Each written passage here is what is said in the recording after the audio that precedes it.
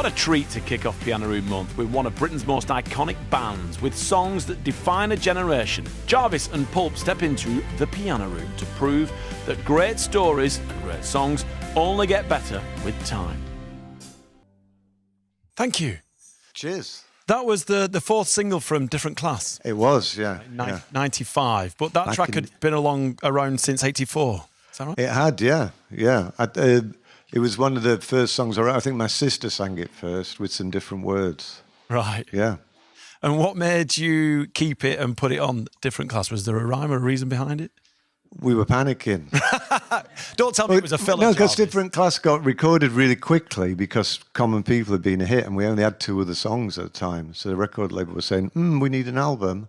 So we had to write the songs really quickly whilst doing concerts and stuff. So it wasn't filler, but it was a panic. Right. Fair enough. You all look so relaxed and so comfortable now. No, we're not. I know, but it's you put on a great facade. Are you still enjoying yourselves? Yes. Good. Yeah. Good. Even at 11 o'clock in the morning, I enjoy myself, yeah. No, yeah, it's great. Yeah. It's great to play with the orchestra. It really is. Yeah, lovely. We like that. 40 years on since you started as a band. It's a long time. Yes. That's a track that still resonates because we heard you play it with the listeners of Radio 2 in the Radio Theatre. Was that a good experience for you guys? Yeah, well, that was just as the album was coming out. So, it was like we'd come out of hibernation, very long hibernation. And there were some of the first shows we played and the first time we'd played new songs, So, yeah, especially the Radio 2 one, people were going a bit mental. It was like, whoa, okay. So, yeah, it was great. That's what it was. We missed you all. Maybe, I don't know. During your hibernation, how was it for you? Did you... Nice and warm. Lovely and cosy. Yeah. Did you miss playing with the band?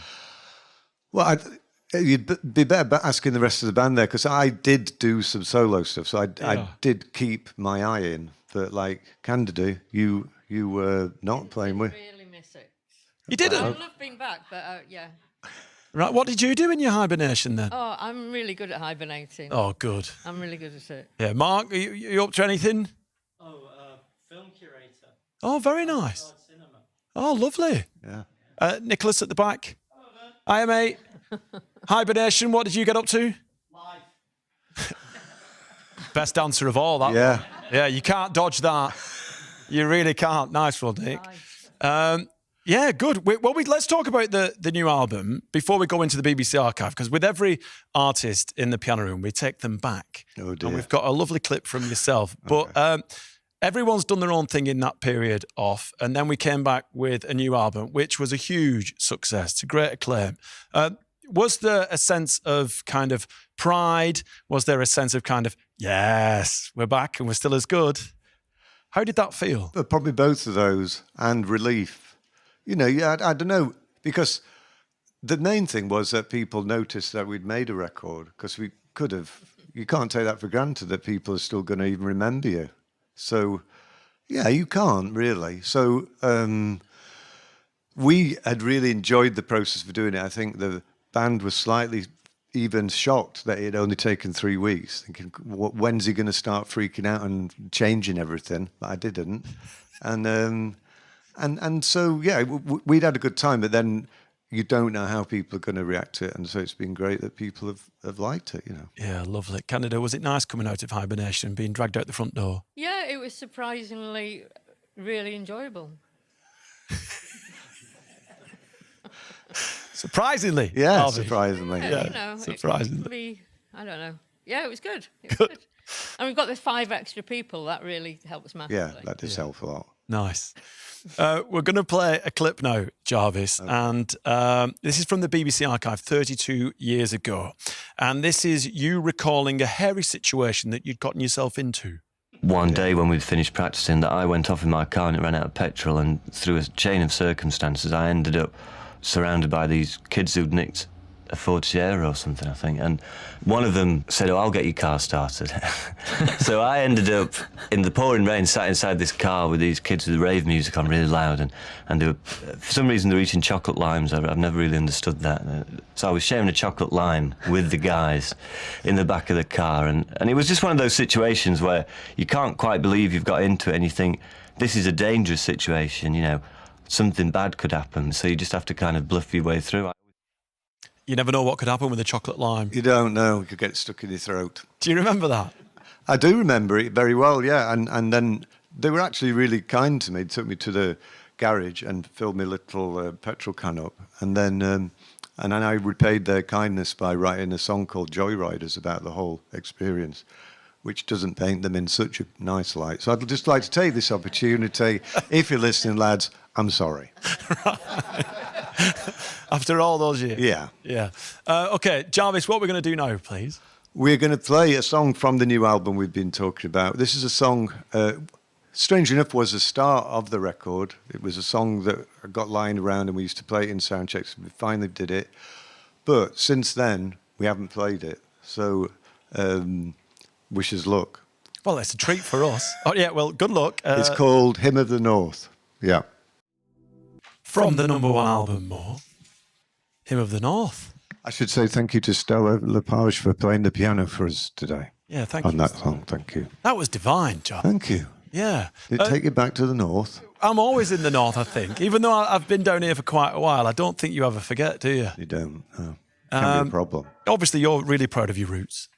I am, yeah. It was written for my son, that song. So I realised he was growing up and he was going to leave home and do things. And so I was just saying, well, don't forget me. You do, don't you? Yeah. Well, yeah, I guess so. But I think you cherish those fond memories of growing up and everything that you did, in particular in the north, because we're very conversational, aren't we, northerners? We like a chat. So Although Sheffield people are a bit like, yeah, all right. Yeah, it's all right. Yeah, okay. They're not that friendly. because it's the other side of the hills, Yeah, Jarvis. yeah, That's what it is. We talked about Something Changed being held back for quite a while, and then it ended up on Different Class. How long did it take you to put this collection of songs together for this new album? There were similarities, actually, as in, for some reason, we knew it had to be finished for the end of 2024. So Who sets a deadline? I don't know, someone with some sense, actually, because otherwise, me personally would just think about things for the rest of their life and never do anything, you know. Right. So it's good to have a deadline, right? We want it by now. And so, yeah, we had some new songs, but then we did go back and there was some that we hadn't quite finished and stuff like that. So it was a bit of a hodgepodge, you could say. But we didn't call the album that because that wouldn't be a good title. No. Nominated for a Mercury, nominated for a Brit Award. Do those things mean as much to you now as they, or did they mean anything to you back then? They mean something, as in it means people like the record, and that's great. You know, the Brits. Obviously, I had an incident there 30 years ago almost. Which Are you going this year? In we're Manchester? We're in Australia, so Right. so that decision was made for me.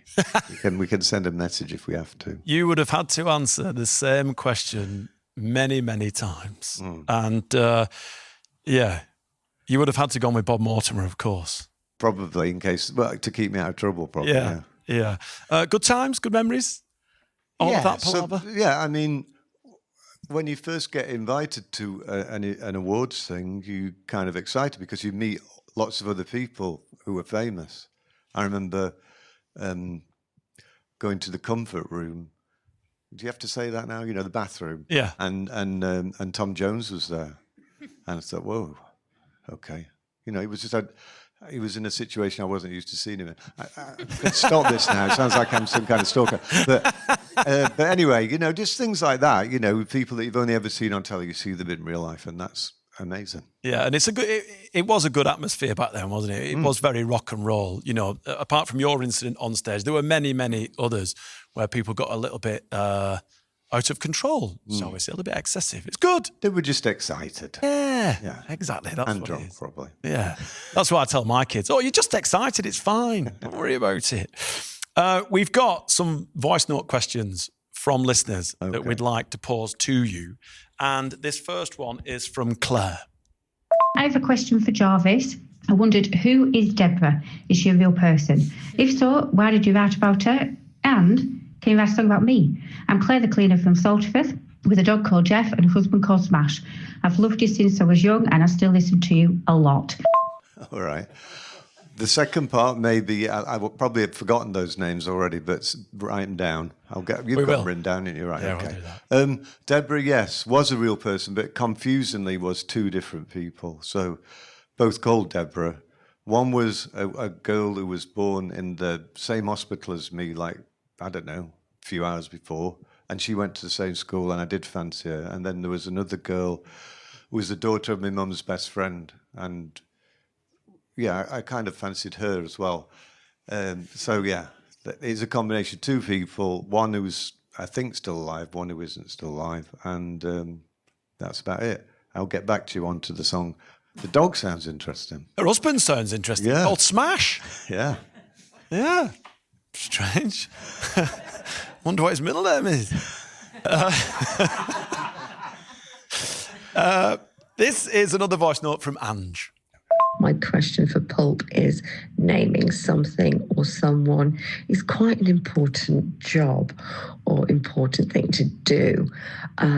How did you come to name your band, and would you change it? All right, the name of the band, yeah. That was back at school in an economics lesson, and we had been given a copy of the Financial Times. And I was just looking through there's still all the stuff in the Financial Times doesn't really make much sense, all those figures and everything, but there were stocks and shares, and one it said Arabicus Pulp, which I think is something to do with coffee. Haven't made any investment in it. Maybe that's where I've missed out. And we were called Arabicus Pulp at first, but then everybody's going, what? You know, when you say what you called Arabicus Pulp, what? So we lost the Arabicus. But then people still said what? Sometimes people thought you were called Pope. I thought we were like an extreme, Catholic group. Like Pope. Anyway, yeah. Right. When people see you in the street, when people bump into you in the street, what's the most popular thing that people say to you? And does that make you realise the status that you carried? Because we've all, me in particular, and everyone the same age as me, we've grown up admiring you from afar. And you seem like one of the gang. Do you know what I mean? Maybe. I mean, mainly when people see me on the street now, they say, "Are you Jarvis Cocker?" Which means I must have changed terribly. I must you look a bit like him, but you don't look quite the same as him. So but I have to say, people who speak to me on the street are very nice. You know what I mean? I've never really had anybody. I shouldn't say this now. Tempting fate. Nobody's come up and say, "You Jarvis Cocker." I hate you. So anyway. They would never say that. Well, let's hope not. No, not at all. Not at all. Just quickly, one question I ask everyone. Do you have a piece of memorabilia in your house that would tell us that you are Jarvis Cocker from Pulp? The only piece of memorabilia on show in our house is not really Pulp related, but it's a small model from the piano to there, about that high, and it's from the Wes Anderson film, The Fantastic Mr. Fox, because he made like a kind of puppet of me that's in the film, called Petey in the film, and he gave me that after the film, so I've got that on display. Yeah, lovely, excellent stuff. Got one last question. Can we do this one? We've got time. Yeah, I think we've got time. This one's from Tony Christie, who was the last artist stood in front of the microphone in front of the BBC Concert Orchestra. So here we go. If you could have any superpower, what would it be and why? I don't know, I kind of confer with the band. Of course you can. I mean, maybe invisibility would be good. That's what I was thinking. Yeah, I think. Because just professional reasons, not for creepy reasons. But just to be able to observe things without people noticing that you're observing them. Because that's what all my lyrics are based on, really. All right, good stuff. It's time for your cover. Before telling us what it is, can you explain to us why you've picked it? really, this is going to be quite dangerous for me because this song that we're covering is a song that can make me cry. You know, sometimes you get a song and you can't really analyse why it's making you cry, but it does. So I hope I don't do that in the middle of it. If I do, I apologise to everybody. So I just thought, when we said you had to do a cover, that was the first one that came into my mind. So I thought, okay, let's do it. Nice. Okay. Thank you, John. I've got some tissues just in case. Yeah, we're do start ready. crying. Don't worry, we're ready. Thank you. Okay.